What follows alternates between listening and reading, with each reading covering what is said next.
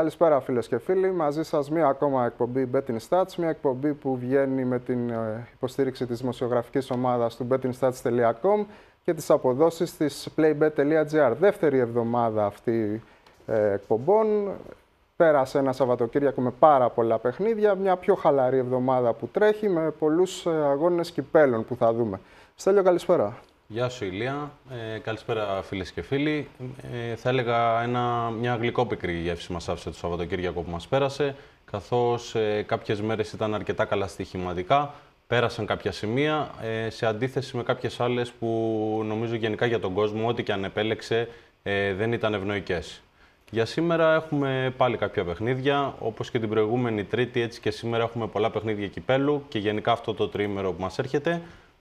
Περιμένοντας πάλι την Παρασκευή για τα μεγαλύτερα πρωταθλήματα. Δεν είναι για πολλά ανοίγματα τα συγκεκριμένα παιχνίδια. Παρ' όλα αυτά, εμείς θα προσπαθήσουμε να βρούμε κάποιες επιλογές που να αξίζουν το ρίσκο και το στοιχηματικό ενδιαφέρον.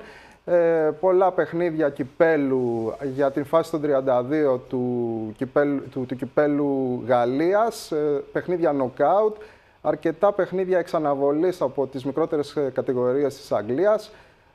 Ο καιρός δεν επέτρεψε το Σαββατοκύριακο να γίνει. Βέβαια δεν ξέρουμε και τώρα αν μέχρι να ανοιχτώσει γίνουν ή αναβληθούν κάποια από αυτά. Σίγουρα το παιχνίδι που ξεχωρίζει για σήμερα είναι το Ρώμα Juventus, παιχνίδι για τα προημιτελικά του Κόπα Ιτάλια. Νοκάουτ παιχνίδι κι αυτό. Αναμφίβολα το μάτς της βραδιάς για σήμερα, Ηλία, όπως ανέφερες. Με τους Giallorossi να υποδέχονται τους Bianconeri. Να πούμε ότι είναι η δεύτερη εφετινή μεταξύ τους αναμέτρηση, καθώς το πρωτάθλημα είχε επικρατήσει πρωτοπόρος Juventus, πρώτος με δεύτερο. Μεγάλο ντέρμπι που φυσικά συναρπάζει όλο το ποδοσφαιρικό και μη κοινό. Το αμέσως επόμενο παιχνίδι που μπορούμε να πούμε ότι ξεχωρίζει για τη σημερινή βραδιά είναι το παιχνίδι για το κύπελλο Ισπανίας αυτή τη φορά, προημιτελικός, πρώτο παιχνίδι, εδώ υπάρχει και επαναληπτικός, ανάμεσα στην Εσπανιόλ και τη Ρεάλ Μαδρίτης. Πριν περάσουμε να πούμε τις σημερινές εκτιμήσεις, να δούμε λίγο την αποτίμηση του Σαββατοκύριακου. Όπως προανέφερε και ο Στέλιος, μας πήγε σαν καρδιογράφημα. Είδαμε μια κακή Παρασκευή, ένα εξαιρετικό Σάββατο, μία μέτρια προς το κακό θα έλεγα Κυριακή και μία πολύ καλή Δευτέρα έχοντας ένα μικρό απόλυτο με 2-2. Να ξεκινήσουμε, Στέλιο, να πούμε λίγο το Σάββατο, να αφήσουμε την Παρασκευή. Ωραία, ας αφήσουμε την Παρασκευή, η οποία περιέλαμβανε παιχνίδια κυπέλου Γαλλίας. Δεν μας έκαναν τη χάρη, πέρασε μόνο το άντερ της Μάλαγα με τη Βαλένθια. Όλα τα υπόλοιπα παιχνίδια δεν επαληθεύτηκαν. Στο Σάββατο όμως είχαμε μια εξαιρετική ημέρα, ξεκινώντας να πούμε από την βασική μας επιλογή. Όχι, αυτή είναι η κάρτα αυτή είναι η κάρτα του Σαββάτου, έχουμε και άλλες. Εδώ παρακολουθώντας βλέπουμε ότι η Ρώμα κέρδισε πολύ εύκολα το Λιβόρνο όπως περιμέναμε. Ωστόσο δεν πέρασε τα 2-3 γκολ της Γρανάδας με την Οσασούνα και το χ με της Μομπελιέ, το οποίο έληξε 0-1. Συγκεκριμένα με 5/7 έκλεισαν οι εκτιμήσεις, αυτές που δόθηκαν στο site, διότι εκεί στην καρτέλα είναι κάποια παιχνίδια ενδεικτικά. Είχαμε πολύ περισσότερα μέσα στο bettingstats.com. Ναι, λείπει το δυνατό μας σημείο, το οποίο ήταν ο άσος της Liverpool στο πρώτο ημίχρονο. Είναι άλλη μια καρτούλα που είναι χωρισμένο νομίζω το Σάββατο σε 2 κάρτες. Εδώ είναι αυτά που είχαμε δώσει στην εκπομπή την προηγούμενη. Μέσα από το site το δυνατό σημείο ήταν το over 1,5 της Liverpool από το πρώτο ημίχρονο που επιβεβαιώθηκε όχι από τη Liverpool αλλά από την Aston Villa. Ένα εκπληκτικό παιχνίδι με απίστευτο ρυθμό στο πρώτο ημίχρονο. Οι χωριάτες προηγήθηκαν 2 φορές στο σκορ, αλλά τελικά δεν κατάφεραν να επικρατήσουν μέσα στο Anfield, φεύγοντας με ένα 2-2, το οποίο όμως μας πλήρωσε στο live της σελίδας μας στο Facebook, καθώς όπως το έχεις προτείνει, Ηλία, κατά τη διάρκεια του παιχνιδιού. Την ώρα που ήταν 0-2 το σκορ, ανεβάσαμε μέσα από τη σελίδα μας στο Facebook μία επιλογή το να έρθει το παιχνίδι Χ. Μία επιλογή που την αγοράσαμε στην Playbet εκείνη τη στιγμή στο 3,85, αρκετά καλή. Εξαιρετική απόδοση. Και όσο το παιχνίδι ήταν ακόμα στο 0, είχαμε ανεβάσει άλλη μία επιλογή να έρθει γκολ-γκολ. Πάλι σε απόδοση πολύ δυνατή, πάνω από το 2 στην Playbet. Ήταν στο 2.05, δηλαδή ουσιαστικά το παιχνίδι μας τρίπλο πλήρωσε και πριν την έναρξη και 2 φορές κατά τη διάρκεια του αγώνα. Να πούμε ότι τα δυνατά σημεία που είχαμε βγάλει για το Σάββατο ήταν ο άσος της Νόριτς στο 2.40, ήταν η γκέλα του ΠΑΟΚ μέσα στη Νέα Σμύρνη. Είχαμε μάλιστα τονίσει ότι... Αν υπάρχει αυτή η κάρτα και μπορεί να μας τη βρει το control, θα παρακαλούσα να την βάλουν. Το παιχνίδι με το ΠΑΟΚ, Πανιόνιος ΠΑΟΚ, είχαμε δώσει άσοχη και 2-3 γκολ. Το παιχνίδι έληξε 2-0 υπέρ των νεοσμυρνιωτών. Μάλιστα είχαμε τονίσει ότι περιέργως ο ΠΑΟΚ είχε τη μικρότερη απόδοση στο λεκανοπέδιο τα τελευταία χρόνια. Αυτό το 1.50 που συναντήσαμε στο διαδίκτυο ήταν και πιο μικρή ακόμα στην ελληνική εταιρεία. Ήταν εντελώς πλασματική, όπως και επιβεβαιώθηκε. Όπως και το άσοχη της Μπαστιά. Όπως είπαμε, βασική επιλογή ήταν το over 1,5 της Liverpool. Πέρασε και η διάδα μας, πέρασε η βασική μας επιλογή. Γενικώς ήταν μια εξαιρετική μέρα. Ήταν πολύ καλό το Σάββατο, γενικά πληρωθήκαμε. Μπορούμε να δούμε τονίσουμε λίγο... το σκορ που είχες βγάλει στο παιχνίδι της Ρώμα. Ναι, πιάσαμε και ένα ακριβές σκορ στο Ρώμα Λιβόρνο. Το 3-0 στο 5.70. Ακριβώς, απόδοση 5.70. Μπορούμε να δούμε λίγο την κάρτα με τις επιλογές από το Facebook, τα live τα οποία πιάσαμε, καθώς δεν ήταν μόνο το παιχνίδι της Liverpool το οποίο μας πλήρωσε. Την Κυριακή, χθες, είχαμε δώσει κατά τη διάρκεια του αγώνα το Bilbao Valladolid. Ανατροπή στο ημίχρονο. Η Valladolid προηγήθηκε με τον Όσκαρ, έναν πρώην γνώριμό μας από το ελληνικό πρωτάθλημα που αγωνίστηκε στον Ολυμπιακό κατά τη διάρκεια της θητείας του Ερνέστο Βαλβέρντε, για όσους θυμούνται. Κόντρα στον Σενιόρ Ερνέστο χθες το βράδυ. Τον πίκρανε ανοίγοντας το σκορ, αλλά τελικά χαρούμενος έφυγε από το γήπεδο Ερνέστο Βαλβέρντε, καθώς η ομάδα του κέρδισε με το άνετο 4-2. Είχαμε δώσει στο live λοιπόν ανατροπή σε άσο και ντρόνο μπέτα άσο. Μία από τις δύο επιλογές λοιπόν που βλέπετε στην καρτέλα αυτή τη στιγμή στους δέκτες σας είναι του Σαββάτου οι δύο επιλογές της Liverpool και η χθεσινή ανατροπή της Bilbao. Φυσικά όποιοι αναρωτιούνται γιατί βγάζουμε αυτή την καρτέλα είναι για να σας παρακινήσουμε να κάνετε ένα like στη σελίδα μας στο Facebook και να μας ακολουθήσετε στο Twitter, καθώς βγαίνουν πάρα πολλά δυνατά σημεία κατά τη διάρκεια των αγώνων και μπορούμε να κάνουμε κάποιες καλύψεις ώστε να γλιτώσουμε κάποια χαμένα μας πονταρίσματα σε κάποια άλλα μάτς. Έχουμε τη δυνατότητα μέσα από το live στην Playbet να διορθώσουμε ίσως κάποιες επιλογές, ακόμα και ένα παιχνίδι που το βλέπουμε να αλλάξουμε τη γνώμη μας. Εξάλλου αυτή η δυνατότητα είναι ό,τι καλύτερο. Για όσους κάθεστε στο σπίτι και παρακολουθείτε τα παιχνίδια και μετά, δεν είσαστε δηλαδή από αυτούς που ρίχνετε το δελτίο σας μόνο από την αρχή και τέλος. Να περάσουμε για να κλείσουμε με την αποτίμηση του τριμέρου, να δούμε και την χθεσινή κάρτα, την κάρτα της Δευτέρας, όπου είχαμε διαλέξει δύο παιχνίδια. Λοιπόν, το πρώτο ήταν Πλατανιά Σόφι. Είχαμε δηλώσει μια ισοπαλία. Και ως εναλλακτική τα 2-3 γκολ πλήρωσε η εναλλακτική, αλλά από ό,τι βλέπουμε μία από τις τρεις ομάδες του νησιού βαδίζει για την Football League, Στέλιο. Ο Όφι δεν χαρίστηκε. Είπαμε ότι οι τρεις ομάδες από την Κρήτη στην Super League είναι πάρα πολλές και αναμένουμε να δούμε πόσες θα πέσουν κατηγορία. Βέβαια είναι η ελληνική λογική, δεν την ασπαζόμαστε, ναι, απλά λέμε τι παίζει. Όντως, απλά επειδή κάπως έτσι λειτουργούν τα πράγματα γενικά, ο Όφι χθες δεν χαρίστηκε, όπως είπε ο Ηλίας, στον Πλατανιά και κέρδισε με 0-2 και πλέον έριξε πιο κάτω στη βαθμολογία, βύθισε τον Πλατανιά κάτω από τη ζώνη του υποβασμού. Είναι οριακά εντός της επικίνδυνης ζώνης. Η δεύτερη επιλογή ήταν το West Brom Everton. Μια επιλογή 2-3 γκολ, η οποία επιβεβαιώθηκε άνετα, 1-1 το παιχνίδι. Δεν ξέρω αν το είδες, αλλά σκόραρε ο Κέβιν Μιραλάς. Ο Μιραλάς λίγο πριν τη λήξη του πρώτου ημιχρόνου, το είδα το παιχνίδι. Και να κάνουμε και μια αποτίμηση του μπάσκετ του τριημέρου, καθώς είχαμε δύο επιλογές από την Ευρωλίγκα. Είχαμε δώσει τη Τζέσικα Μόσχας σαν βασική μας επιλογή over κόντρα στην Παρτίζαν στη Σερβία. Έγινε μεγάλη έκπληξη σε αυτό το παιχνίδι. Οι γηπεδούχοι του Βουγιούσεβιτς κερδίσανε με 73-72 και μας επαλήθευσαν το over 139,5 σε μια πολύ υψηλή απόδοση του 1,94. Ωστόσο, η Φενέρμπαχτσε του Τζέλικο Μπράντοβιτς γνώρισε την ήττα στην Ισπανία από την Μάλαγα και δεν μας επιβεβαίωσε το διπλό. Με την πλάτη στον τοίχο πλέον η τουρκική ομάδα, καθώς έχει αρνητικό ρεκόρ 0-3. Στα παιχνίδια του NBA τώρα είχαμε δώσει σαν βασική επιλογή, πέρασαν οι βασικές μας επιλογές ουσιαστικά και όχι οι εναλλακτικές, καθώς είχαμε δώσει βασική επιλογή το διπλό του Μαϊάμι σε απόδοση 1,85 μέσα στη Φιλαδέλφια, που επιβεβαιώθηκε πολύ εύκολα. Αλλά ωστόσο το Oklahoma City Thunders με τους Golden State Warriors δεν επιβεβαίωσε το under μας, καθώς είχαμε ένα πολύ ανοιχτό παιχνίδι με τους γηπεδούχους να παίρνουν την νίκη με 127-121. Βλέπουμε εδώ ένα εντυπωσιακό κάρφωμα στο συγκεκριμένο.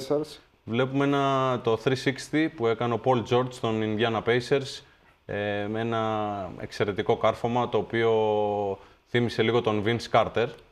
Θα μπορούσε άνετα να είναι το νούμερο 1 σε διαγωνισμό καρφωμάτων το συγκεκριμένο. Ναι, φυσικά. Ήταν από τα highlights που μας πέρασαν στο νούμερο 1. Πριν περάσουμε στις σημερινές εκτιμήσεις, να δούμε λίγο και τα περίεργα που είδαμε λίγο το Σαββατοκύριακο και να αναφέρομαι στην Ισπανία, όπου για 2 συνεχόμενες Κυριακές βλέπουμε ότι όλα παίζουν ώστε να ανέβει η Real Madrid και να φτάσει μαζί με τους άλλους. Στην προηγούμενη αγωνιστική είχαμε μια ισοπαλία των 2 πρωτοπόρων, λευκή ισοπαλία κιόλας. Μάλλον προχθές, είχαμε γκέλα και των 2 ανάμεσα σε σχετικά κατώτερες ομάδες. Αν όχι η Σεβίλη που έπαιξε με την Ατλέτικο, αν δεν είναι κατώτερη ομάδα, ας πούμε ότι ήταν ένα μίνι ντέρμπι, τουλάχιστον η Μπαρτσελόνα αντιμετώπισε τη Λεβάντε. Θεωρείς ότι ήταν τυχαίο η ταυτόχρονη γκέλα των 2 πρωτοπόρων? Εγώ θεωρώ πως τίποτα δεν είναι τυχαίο. Τίποτα δεν είναι τυχαίο. Απέκτησε ένα ενδιαφέρον από εδώ και στο εξής η Πριμέρα Division. Θεωρώ πως αυτές οι 2 ομάδες, καταρχήν η Λεβάντε, αν θυμάμαι καλά, είχε σφυροκοπηθεί στον πρώτο γύρο από την Μπαρτσελόνα.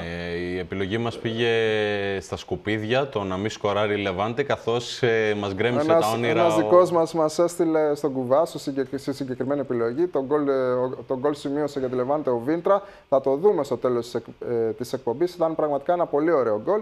Με κεφαλιά από κόρνερ ο Λούκας ο Βίντρα. Γκέλαρε η Μπαρτσελόνα 1-1. Γκέλαρε και η Ατλέτικο και πλησίασε η Ρεάλ στον 1 βαθμό. Και πλέον έχουμε ένα ντέρμπι. Την πρώτη αγωνιστική είχε δεχθεί 7 γκολ, να θυμίσω, από την Μπαρτσελόνα. Αυτό είπα, ότι είχε σφυροκοπηθεί και προχθές δεν μπορούσε να κερδίσει. Δεν ξέρω όμως αν... Συμβαίνουν και αυτά, αλλά πώς γίνεται να συμβαίνουν πάντα και στους 2 ταυτόχρονα, δεν μπορώ να καταλάβω. Αυτό το τονίσαμε τα τελευταία χρόνια, από τότε που στο Ισπανικό Πρωτάθλημα βλέπουμε συνεχώς όταν γκελάρει ο πρωτοπόρος, ακριβώς το ίδιο συμβαίνει και στον δεύτερο τάξη στη βαθμολογία, ανεξαρτήτου ονόματος. Είτε αυτή λέγεται Ατλέτικο Μαδρίτης, είτε λέγεται Ρεάλ Μαδρίτης. Συμβαίνει συνεχώς κατά κόρον τα τελευταία χρόνια. Το θέμα είναι ότι δεν ξέρω αν έκανε λάθος η Λεβάντε, Ηλία, καθώς σε 2 μέρες ξαναυποδέχεται την Μπαρτσελόνα για το θεσμό του κυπέλλου. Θα δείξει αν έκανε λάθος και θα δούμε αυτή τη φορά κατά πόσο έστεκε το συγκεκριμένο παιχνίδι. Επίσης, όπως είπαμε πριν, σκόραρε ο Όσκαρ, σκόραρε ο Βίντρα. Παλιοί μας γνώριμοι. Ο Σπανούλης είχε στο ντέρμπι του ΟΑΚΑ 1 στα 8 τρίποντα. Πολλά τα περίεργα. Αλλά αυτό το παιχνίδι το είδες εχθές, έτσι, φαντάζομαι. Ναι, το παρακολούθησα. Ο Παναθηναϊκός... Με πολύ ζόρι κράτησα την τηλεόραση ανοιχτή. Τελείωσε το παιχνίδι και νόμιζα ότι τελείωσε το πρώτο ημίχρονο, αλλά τελικά δεν ήταν το πρώτο ημίχρονο. Είδαμε ένα αντιμπάσκετ. 58-48, νικητής ο Παναθηναϊκός. Στους τυφλούς βασίλευσε ο μονόφθαλμος, διότι και οι 2 ομάδες ήταν σε κακή κατάσταση. Παρ' όλα αυτά, η άμυνα πήρε το συγκεκριμένο παιχνίδι. Και επιβεβαίωσε τη λογική την οποία είχα γράψει και μέσα στο bettingstats.com, ότι το παιχνίδι το λογικό ήταν άσος του Παναθηναϊκού και under. Εμείς επιλέξαμε την κόντρα, θεωρώντας ότι ο coach Μπαρτζόκας θα έχει κάποιο εναλλακτικό σχέδιο, ώστε να ξεκολλήσει επιθετικά ο Ολυμπιακός και να μπορέσει να βρει το αντίδοτο, θα έλεγα εγώ, στην άμυνα του Παναθηναϊκού. Δεν τα κατάφεραν. Άλλο ένα ίδιο καρμπόν παιχνίδι, με χαμηλό σκορ, πολύ κακό μπάσκετ και από τις 2 ομάδες.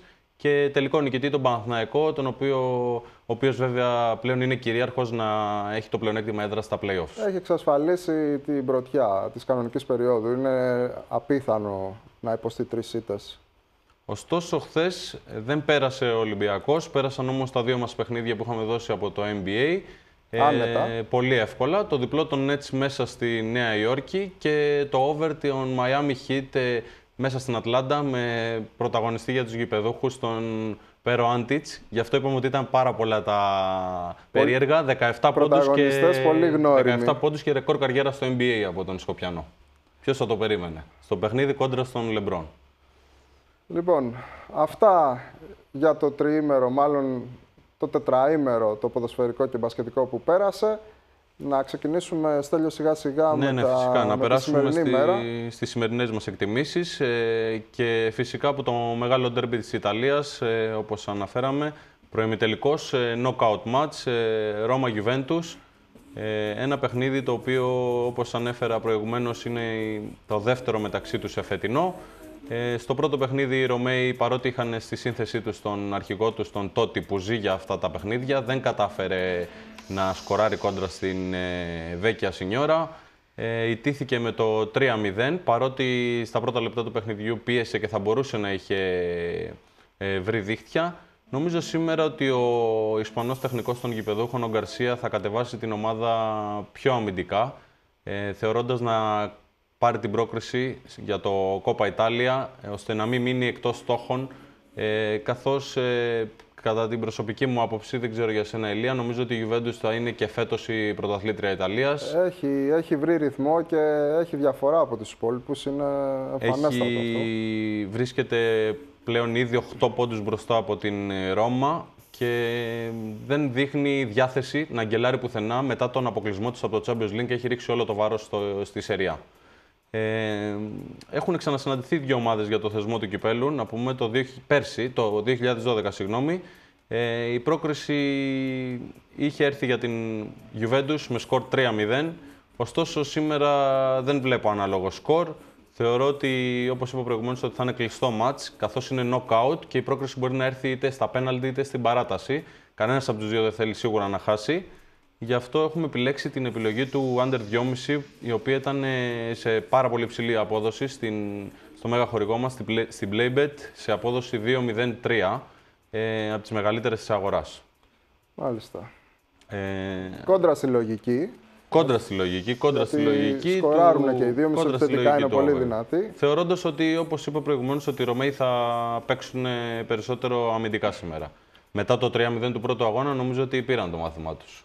Σίγουρα. Πάμε να πούμε και το πρώτο παιχνίδι από το γαλλικό κύπελο. Ναι, πάμε στο γαλλικό κύπελο, συγγνώμη, ο οποίος είναι ο γύρος των 32 να αναφέρουμε. Knockout επίσης τα παιχνίδια εδώ πέρα.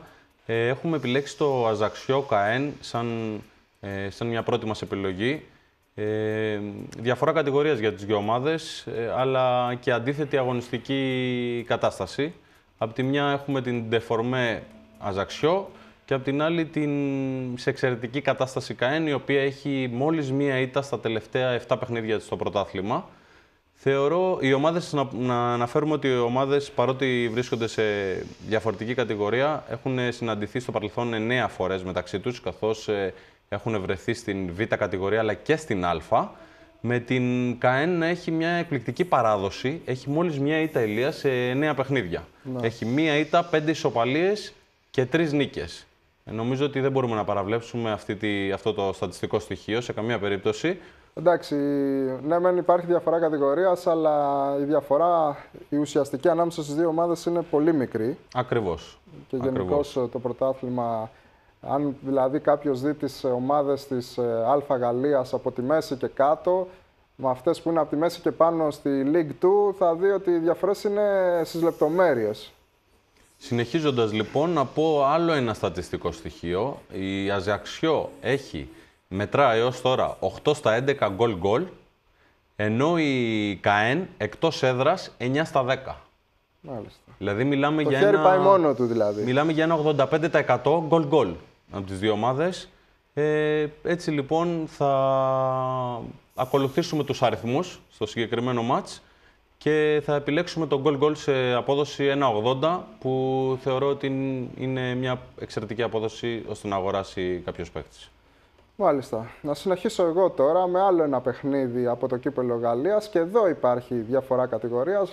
Λανς Μπαστιά. η Λάνς στη League 2, η Μπαστιά στη League 1, με δύο γνώριμους παίχτες που ήρθαν τώρα στη χειμερινή μεταγραφική περίοδο. Δύο προσθήκες, η μία είναι ο Γιαταμπαρέ που έχει πάει δανεικός από τον Ολυμπιακό και η άλλη είναι του Σισέ. Βέβαια, κατά πόσο είναι έτοιμοι να προσφέρουν οι δύο αυτοί παίχτες, αυτό είναι ένα ερωτηματικό ακόμα. Πήγανε, Ηλία, συγγνώμη σε διακόπτω, να συναντήσουν τον Μοντεστό και τον Διακητέ, οι οποίοι επίσης αποχώρησαν από τον Ολυμπιακό για την Μπαστιά. Έχει γίνει το πρωτάθλημα Γαλλίας παράρτημα του ελληνικού τελικά, έτσι. Ακριβώς. Εδώ πάμε με την έκπληξη, διότι η Λάνς βρίσκεται σε πάρα πολύ καλή κατάσταση, είναι σε τροχιά ανόδου στη League 2, είναι και πολύ ισχυρή εντός έδρας, να αντιθέσει με την Μπαστιά, η οποία όταν φεύγει από την έδρα της χάνει την μπάλα. Η άμυνά της μοιάζει παιδική χαρά και τρώει πολύ εύκολα και παιδικά γκολ. Δεν έχει κερδίσει ακόμα άλλωστε εκτός έδρας η Μπαστιά. Ακριβώς. Είναι εκπληκτικό αυτό, αλλά δεν έχει βγάλει διπλό ακόμα στο Σαμπιονά. Παρότι έχει ρίξει πολλά χρήματα στην μεταγραφική αγορά. Έχει καλές μονάδες, δεν έχει αποκτήσει καλό σύνολο ακόμα. Ακριβώς. Δεν ξέρουμε τώρα αν θα είναι η πρώτη της νίκη στο κύπελο. Η Λάνς είναι μια ομάδα η οποία έχει πολύ μεγάλη εμπειρία από την πρώτη κατηγορία. Μπορεί να το χτυπήσει το συγκεκριμένο παιχνίδι. Κύπελο είναι εξάλλου. Ιστορική ομάδα, άλλωστε θα τη θυμούνται, το ελληνικό κοινό μπορεί να τη θυμηθεί και από τα παιχνίδια με τον Παναθηναϊκό στην Ευρώπη. Ακριβώς. Εδώ έχουμε διαλέξει ένα ειδικό στοίχημα. Μπορούμε να το συναντήσουμε στην Playbet. Λέγεται Drono Bet Asso. Η ισοπαλία δεν παίζει σε ελληνική μετάφραση. Δηλαδή διαλέγουμε τον Άσο και στην ισοπαλία παίρνουμε το ποντάρισμά μας πίσω. Στο 1,55 και για όσους θέλουν να το βάλουν ίσως σε κάποιο σύστημα ή να το ποντάρουν μόνο του, έχουμε διαλέξει και σκέτο Άσο στο 2,30. Αρκετά δυνατές επιλογές. Αρκετά δυνατές και υψηλές, καθώς όταν βλέπουμε κύπελα δεν μπορούμε να ποντάρουμε σε χαμηλές αποδόσεις. Προτιμούμε να πάμε σε κάτι υψηλότερο, ώστε να καλοπληρωθούμε είτε σε κάποιο σύστημα είτε σε μονά αποδεκτά. Όπως έχουμε ξαναπεί, να το υπενθυμίσω, το στοίχημα είναι παιχνίδι αποδόσεων, δεν είναι ρουλέτα, δεν παίζουμε καζίνο. Ψάχνουμε την καλύτερη δυνατή απόδοση για αυτά που ποντάρουμε. Να συνεχίσουμε με ακόμα ένα παιχνίδι κυπέλου. Αυτή τη φορά όμως δεν υπάρχει διαφορά κατηγορίας. Μαρσέιγ εναντίον Νις. Μια Μαρσέιγ η οποία το Σαββατοκύριακο δεν αγωνίστηκε λόγω κακοκαιρίας. Το παιχνίδι αναβλήθηκε. Ερχότανε από την ήττα κόντρα στη Λιόν. Είχε την ευκαιρία να ξεκουραστεί παραπάνω και να δώσει έμφαση στο συγκεκριμένο παιχνίδι. Εξάλλου είναι μια διέξοδος ο θεσμός του κυπέλου και για διάκριση ή για κάποιο τίτλο, ακόμα και για έξοδο στην Ευρώπη, γιατί αυτή τη στιγμή είναι εκτός ευρωπαϊκής ζώνης. Ναι, δεν είναι μακριά, αλλά είναι εκτός. Εφόσον δεν χτυπάει κιόλας τις πρώτες δύο θέσεις, νομίζω ότι έχουν ξεκαθαρίσει, νομίζω ότι είναι μια καλή περίπτωση να κυνηγήσει το κύπελο. Έχει πάρα πολλά σκαμπανεβάσματα στην απόδοσή της και στο πρωτάθλημα και στο κύπελο. Χαρακτηριστικά στο κύπελο στον προηγούμενο γύρο απέκλεισε τη Ρέμς πολύ δύσκολα στην παράταση με 2-0. Απ' την άλλη έχουμε τη Νις, μια Νις που είναι σε πολύ καλύτερη κατάσταση. Προέρχεται από ένα ήττητο 4 αγώνων με 3 νίκες και μια ισοπαλία. Το Σαββατοκύριακο ήταν να μην αγωνιστεί λόγω κακοκαιρίας. Τελικά έγινε το παιχνίδι και επικράτησε με 2-0 της Αζαξιό. Περισσότερες μέρες ξεκούρασης όμως, ωστόσο, έχουν οι γηπεδούχοι. Εντάξει, σίγουρα. Βέβαια, αυτό καμιά φορά μπορεί να σε βγάλει και από το ρυθμό. Ναι. Είναι δίκοπο μαχαίρι. Ναι, συμφωνώ. Στον προηγούμενο γύρο, λοιπόν, η Νις απέκλεισε την Αντ και σήμερα θα προσπαθήσει φυσικά την έκπληξη της σημερινής αγωνιστικής. Ίσως είναι το πιο δυνατό ζευγάρι από όλα τα παιχνίδια του κυπέλου Γαλλίας. Σίγουρα το φαβορί είναι η Μαρσέη, καθώς έχει υπέρ της και την προϊστορία, η οποία δείχνει 9 νίκες, μια ισοπαλία και μια μόλις ήττα, με την ισοπαλία να είναι πέρυσι με 2-2. Βέβαια το ποσοστό του άσου δεν μας καλύπτει, γι' αυτό πάμε σε κάτι διαφορετικό και καλοπληρωμένο φυσικά. Διαλέγουμε τα πολλά γκολ σε ένα over 2,5 που το αγοράσαμε στο 2,05 στην Playbet.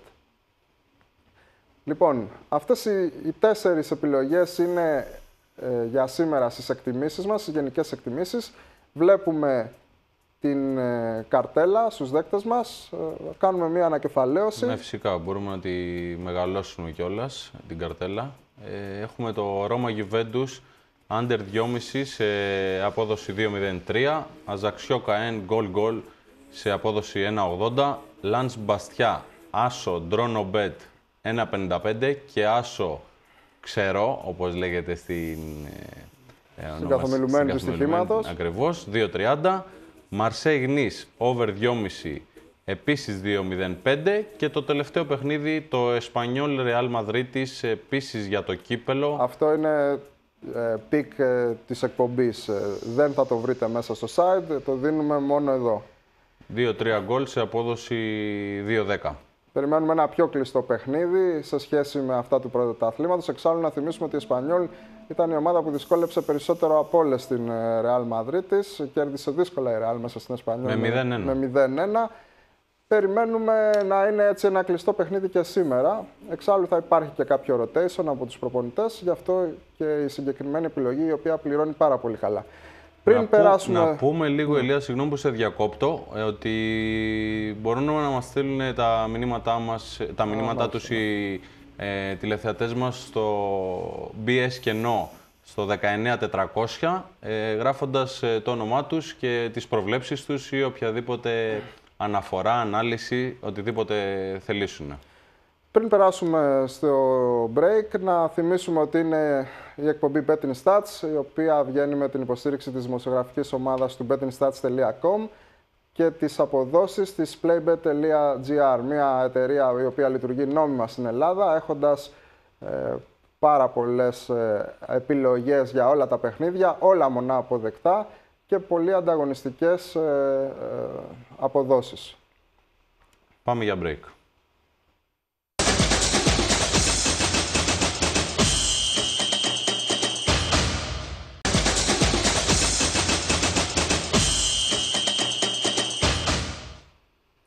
Επιστρέφουμε, φίλες και φίλοι, μετά το λιγόλεπτο διάλειμμα. Μαζί σας η εκπομπή Betting Stats με την υποστήριξη της δημοσιογραφικής ομάδας του bettingstats.com και τις αποδόσεις της playbet.gr. Να θυμίσουμε λοιπόν ότι μπορείτε να μας στείλετε μήνυμα γράφοντας BS Κενό το μήνυμά σας και φυσικά το όνομά σας στο 19400. Έχουμε ήδη 3 μηνύματα αυτή τη στιγμή από τηλεθεατές. Το πρώτο μήνυμα που μας έχει στείλει ο Πόντιος μας λέει: καλησπέρα παιδιά, συγχαρητήρια για την εκπομπή. Βλέπω τη Ρώμα πολύ δυνατή για άσο σήμερα και αν έχει απουσίαση η Juventus. Όχι, δεν έχουν απουσίαση οι φιλοξενούμενοι και όντως η Ρώμα μπορεί να κάνει τον άσο σήμερα. Έχει περισσότερες πιθανότητες και εγώ θεωρώ από την Juventus. Ο Γιώργος από Κερατσίνη μας έχει στείλει ότι βλέπει ένα δυνατό σημείο από κύπελο Γαλλίας στο παιχνίδι Αζαξιό Καέν, το οποίο αναλύσαμε λόγω αποδόσεων στον άσο. Τι λες, Ηλιά? Εντάξει. Να κερδίσει για το κύπελο, για μένα είναι όλα τα σημεία μέσα. Όταν μιλάμε για κύπελο. Και ιδίως αυτόν τον γύρο. Ιδίως στη Γαλλία. Ναι, αλλά ήταν καλοπληρωμένος ο άσος, η αλήθεια όντως. Τέλος, έχουμε ένα μήνυμα. Δεν μας έχει στείλει το όνομα. Συγχαρητήρια για την εκπομπή σας. Σας ακολούθησα και κέρδισα το Σαββατοκυριακό. Ευχαριστούμε αυτό πολύ. Μας χαροποιεί ιδιαίτερα. Και αυτό μας κάνει χαρούμενους, καθώς αυτός είναι ο στόχος μας, να πηγαίνουμε όλοι μαζί ταμείο. Περιμένουμε λοιπόν τη συμμετοχή σας, τις προτάσεις σας, την κριτική σας, ό,τι άλλο θέλετε. BS Κενό, το ονοματεπώνυμό σας στο 19400. Να συνεχίσουμε με την σημερινή μέρα και να περάσουμε στα υπόλοιπα που έχουμε και να συνεχίσουμε με τη ζώνη των γκολ. Να δούμε και την αντίστοιχη κάρτα της ζώνης των γκολ. Μάλιστα. Ξεκινάμε Ανζέ Σοσό στο γκολ. Δύο ομάδες που μπορούν να σκοράρουν. Εξάλλου θα παίξουν πολύ πιο ελεύθερα σήμερα. Κύπελο. Να πούμε η Ανζέ στη β' κατηγορία, η Σοσό κάτω από τη ζώνη του υποβασμού, στο Σαμπιονά. Να μην πούμε πάλι τα ίδια για τη διαφορά που υπάρχει και αν υπάρχει. Συνεχίζουμε Peterborough Notts County, εξαναβολής παιχνίδι. Peterborough ξεκινάει από over και αν έρθει under είναι μια μεγάλη έκπληξη ως συνήθως. Ναι, στα πηγαδάκια της Αγγλίας η βασίλισσα του over χαρακτηρίζεται. Over 2,5 λοιπόν. Συνεχίζουμε Crew Milton Keynes Dons και εδώ άλλο ένα over 2,5. Crew είναι πολύ ψηλά στα over. Πάμε βάσει απόδοσης και προϊστορίας. Συνεχίζουμε Kidderminster Dartford επίσης over 2,5 και εδώ μία από τα ίδια στην conference. Βέβαια, αφήνουμε έτσι ένα μικρό ερωτηματικό για τον καιρό που μπορεί να υπάρχει και σήμερα και απόψε το βράδυ εκεί. Ναι, καθώς μάλλον δεν θα είναι καλός ο καιρός στο νησί. Αλλά όπως θα έχετε καταλάβει, είμαστε λίγο λάτρεις στον over και τα προτιμούμε σε αντίθεση με τα under. Και ιδίως σε πρωταθλήματα όπως οι μικρές κατηγορίες της Αγγλίας φυσικά. Υπάρχει λογική βέβαια σε αυτό, δεν είναι έτσι απλά επειδή μας αρέσει ας πούμε η λέξη ή ό,τι άλλο. Έχουμε δει πολλές φορές παιχνίδια που είναι 0-0 στο 80 και μέχρι τις καθυστερήσεις να γίνονται over. Μια κόκκινη μπορεί να αλλάξει τη ροή ενός αγώνα, ενώ το under άπαξ και ανοίξει το παιχνίδι από νωρίς, πάει, το έχασες. Ενώ το over μέχρι και στο τέλος, μέχρι και την τελευταία στιγμή έχεις κάτι να περιμένεις. Ακριβώς. Συνεχίζουμε με τις επιλογές μας. Woking Chester goal. Royal Alkmaar επίσης goal. Κύπελλο Ολλανδίας στο συγκεκριμένο. Και κλείνουμε με το West Ham Manchester City goal. Ένα παιχνίδι που θα το αναλύσουμε λίγο. Θα το αναλύσουμε λίγο αργότερα. Ναι, λίγο αργότερα στην δεύτερη καρτέλα που θα δείξουμε. Ένα παιχνίδι το οποίο να θυμίσουμε ότι είναι επαναληπτικός. Το πρώτο μάτς είχε έρθει 6-0 για τη Manchester City. Επαναληπτικός κυπέλου να πούμε, ότι πολύ δύσκολο. Η πρόκριση έχει κρυθεί ουσιαστικά. Έχει κρυθεί από το πρώτο μάτς. Πάμε στο ότι η City θα χρησιμοποιήσει πολλούς αναπληρωματικούς. Θα τα πούμε στη συνέχεια. Θα τα πούμε στη δεύτερη κάρτα που θα δείξουμε, αυτή των εκπλήξεων. Συνεχίζουμε λοιπόν με την βασική μας επιλογή. Να δούμε την καρτέλα της βασικής επιλογής. Πάμε με τη Μαρσέη και την Νις, να δούμε ένα ανοιχτό παιχνίδι με πολλά τέρματα, όπως έγινε πέρυσι στο παιχνίδι του πρωταθλήματος που έληξε 2-2. Over 2,5 λοιπόν, Over 2,5 σε πολύ δυνατή απόδοση. Πάνω από 2. 2,05 στην Playbet αυτή τη στιγμή. Πάμε να διπλασιάσουμε το ποντάρισμά μας. Και περνάμε στην τελευταία καρτέλα που έχουμε για σήμερα, αυτή των εκπλήξεων, όπου εδώ έχουμε το παιχνίδι που αναφέραμε πριν από ένα λεπτό. Μία έκπληξη για σήμερα, το West Ham Manchester City. Θεωρούμε ότι τα σφυριά σήμερα θα σφυροκοπήσουν την Manchester City. Προέρχονται από ένα πολύ αρνητικό σερί. Ο προπονητής ο Sam Allardyce δήλωσε ότι δεν είναι αδιάφορο το παιχνίδι για αυτούς παρά το 6-0 στη συνέντευξη τύπου.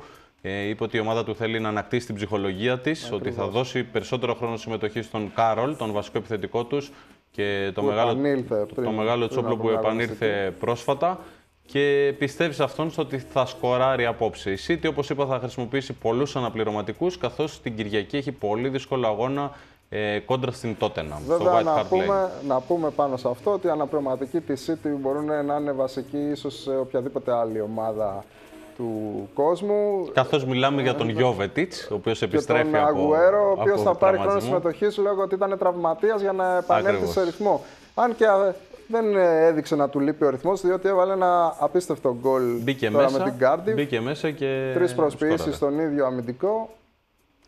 Απλώς θεωρούμε ότι επειδή το παιχνίδι έχει πάρει αρκετά υψηλό ποντάρισμα λόγω της ημέρας και της έλλειψης παιχνιδιών, παρακολουθώντας λίγο τους τζίρους και πού κινούνται τα χρήματα των παικτών, έχουν πονταριστεί πολλά στο διπλό της City.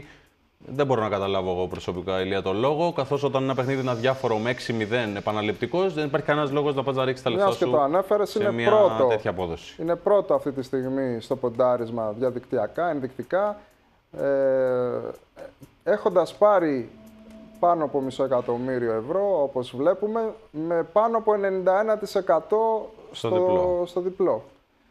Να θυμίσουμε ότι η City στο προηγούμενο εκτός έδρας παιχνίδι της για το κύπελλο έφερε 1-1 με την Blackburn και μετά επικράτησε άνετα εντός έδρας. Ακριβώς. Γιατί όχι να μην δούμε κάτι αντίστοιχο, καθαρά στοιχηματικά, δεν αναφερόμαστε τώρα αγωνιστικά. Ψάχνουμε μια καλή ευκαιρία και αυτή η κόντρα είναι μια καλή επιλογή. Στο 2,55 η διπλή ευκαιρία στην Playbet αυτή τη στιγμή. Να Τελειώσαμε λοιπόν από τα ποδοσφαιρικά για σήμερα τουλάχιστον. Μπορούμε να περάσουμε στο μπάσκετ. Στο μπάσκετ, Eurocup για σήμερα. Πολύ μικρό το μπασκετικό κουπόνι, ελάχιστα τα μάτς, μόλις 3 από το Eurocup. Εμείς προσπάθησα να βγάλω κάποια σημεία με μεγάλη δυσκολία.